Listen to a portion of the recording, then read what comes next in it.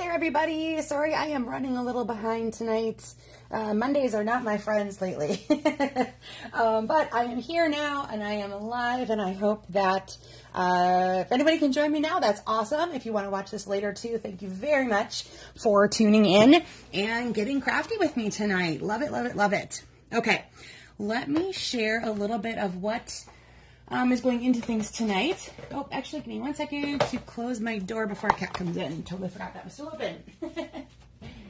All right, let me do that. There we go. All right, so as I pointed out once before in this new catalog on page 22, there are actually 22 card sketches for you guys for you to use for inspiration. And about once a month or so, I'm going to grab one of those and share dimensions with you and let you take it from there as far as what you want to do with it yourself. So tonight we're going to be doing, if you look on page 22, it's going to be sketch number 11, which is going to be the last one in the top row. So for tonight, I asked that you had cardstock that was 5.5 by 8.5, and I'm going to use Melon Mambo.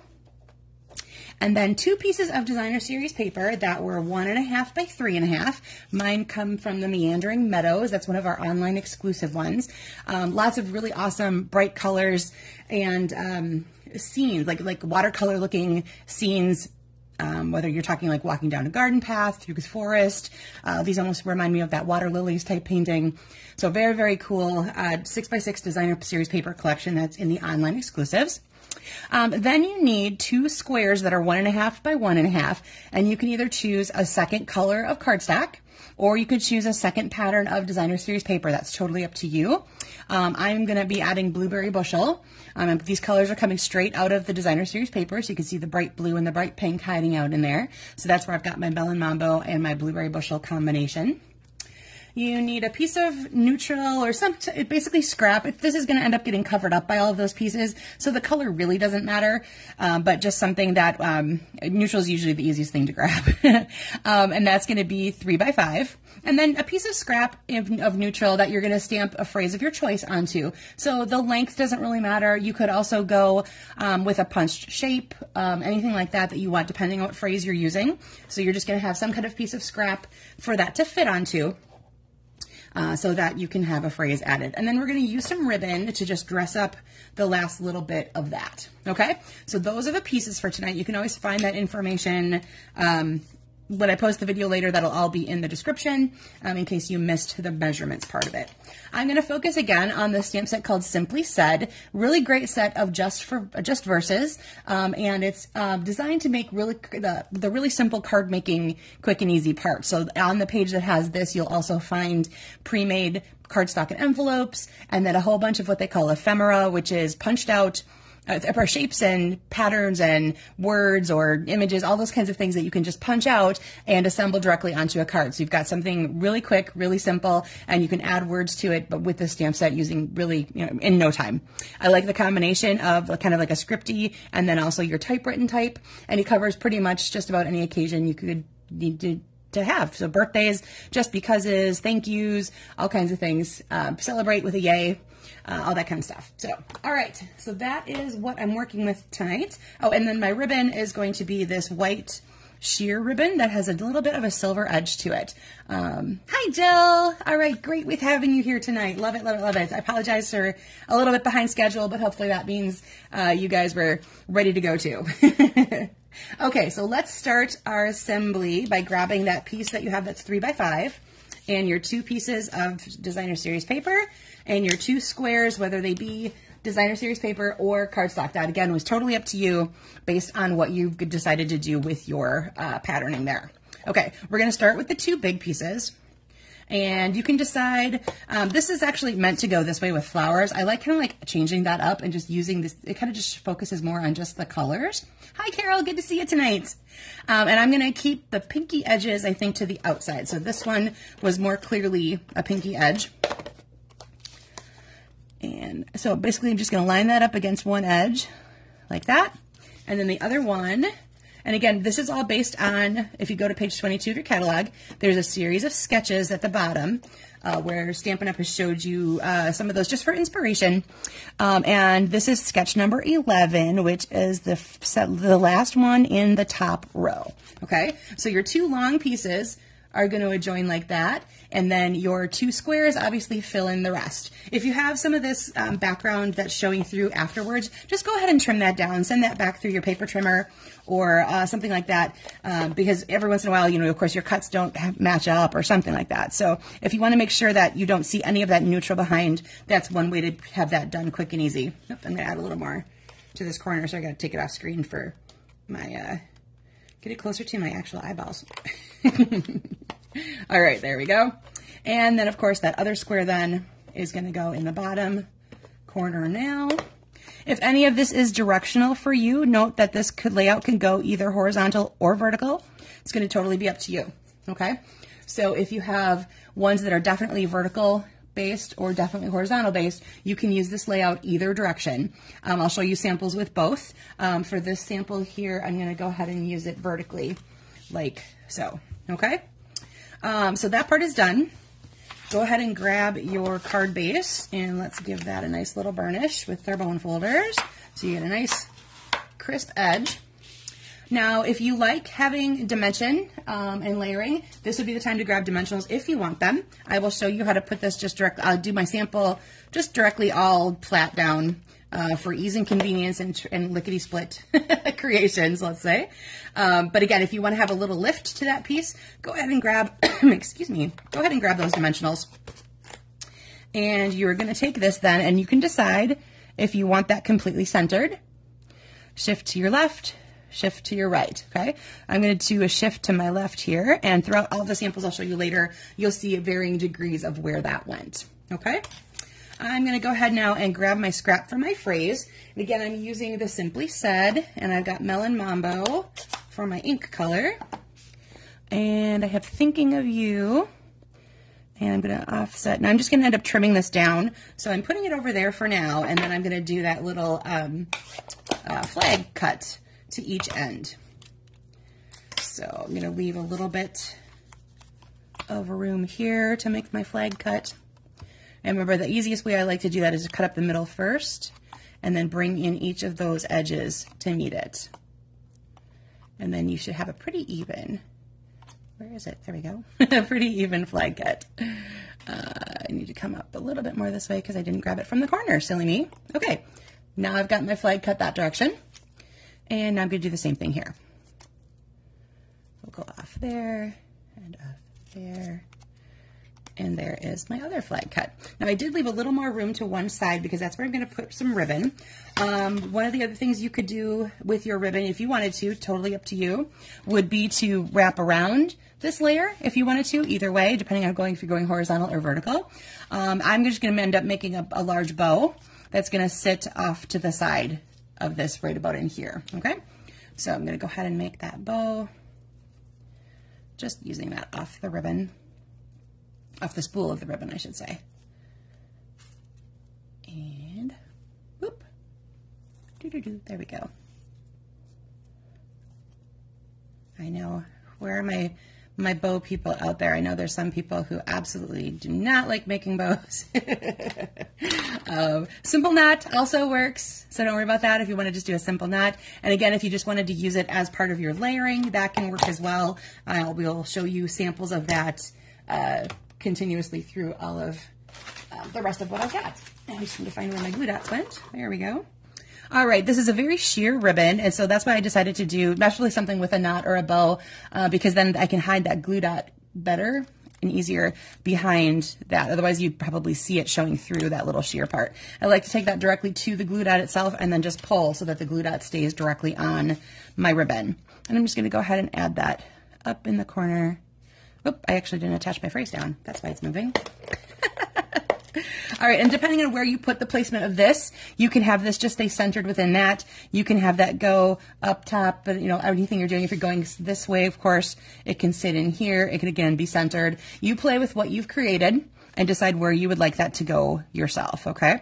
So mine's gonna go down there, and then I'm gonna use that bow to finish off the corner of that, where that little flag end came into play. Okay, so this is the simplest version of that sketch. Again, page 22, you'll see that one. I made the measurements pretty easy to cut. I know 3.5 isn't the best one for DSP, but it does make the 1.5 and the 1.5 line up nicely to fit a 5-inch length, so that you're using that nicely bordered part on your card base itself. All right, so there is our on-screen sample. I'm going to go ahead and just leave that right there so you can still see it. All right, I've used that Simply Said phrase or stamp set for the phrases throughout all the samples. And then I used 2 different Designer Series paper sets. So the one I showed you here to start with, of course, was the Meandering Meadows. And these are all part of that Meandering Meadows Designer Series paper. So here's another one. This has basic beige as my card base. And then I used vanilla for my neutral. I used that beige ribbon. So again, you'll see I changed it to the horizontal layout, and I used the ribbon to go across the whole center where that seam sort of thing would be. So if you have one that you're kind of not liking where that lines up, how that lines up together based on the pattern, go ahead and just cover that up with something like that, and then you won't notice it quite as much.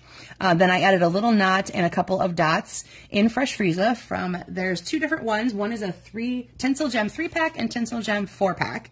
And I believe the Freesia is in the 3-pack. So I added a little bit of Fresh Freesia glimmer to it.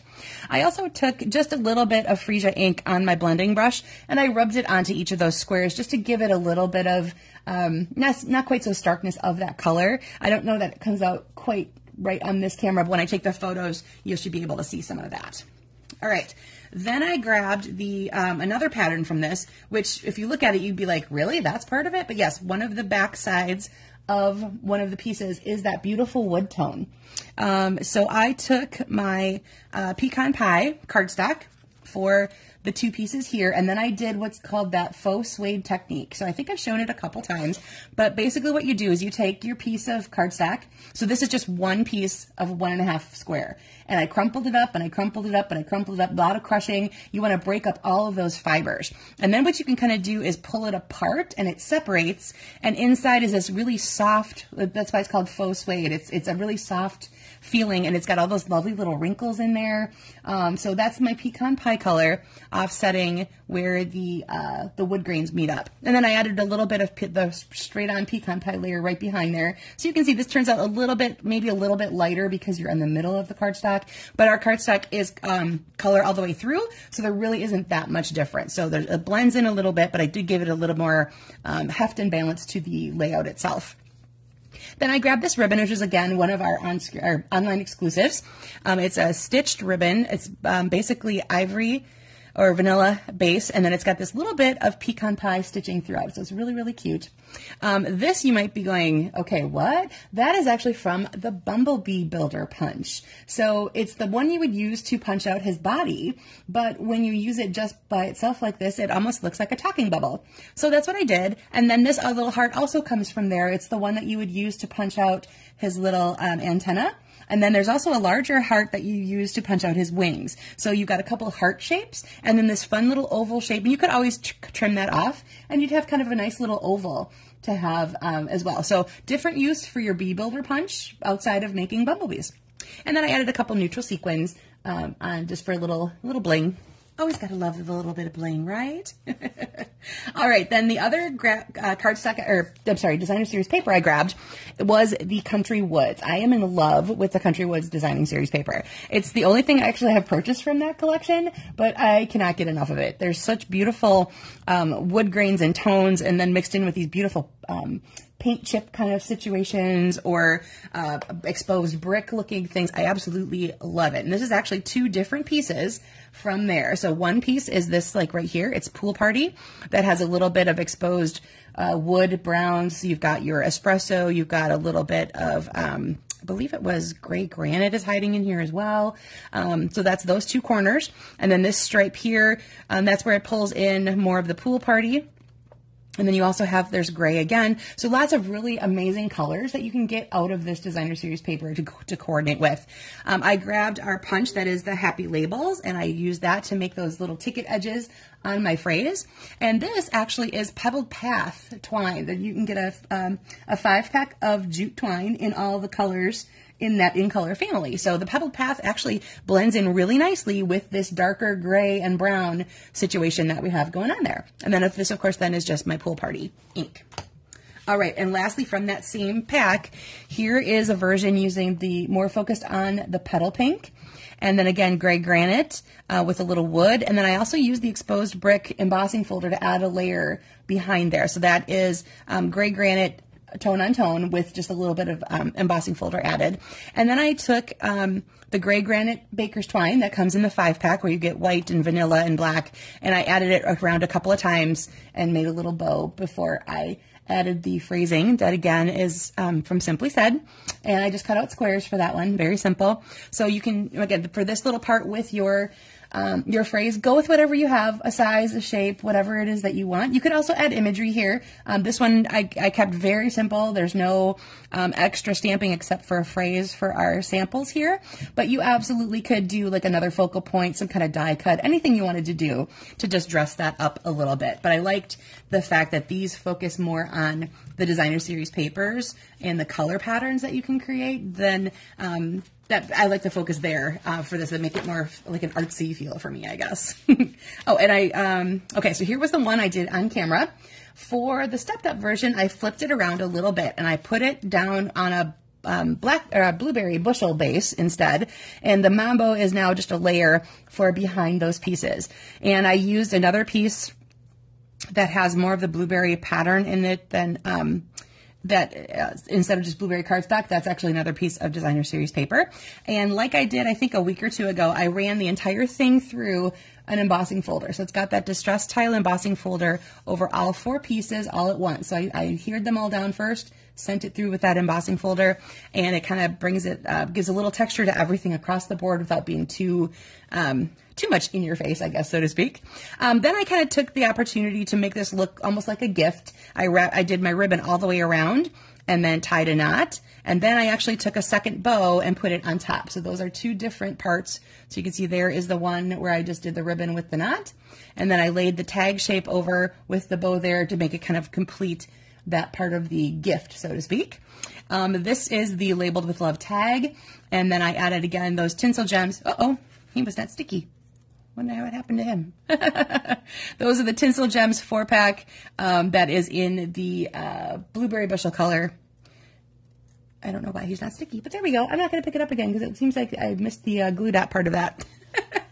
All right, everybody. So that is one way you can play, well, several ways, of course, that you can play with those sketches that you see on page 22. Again, this is the sketch number 11, the very last one in the first row.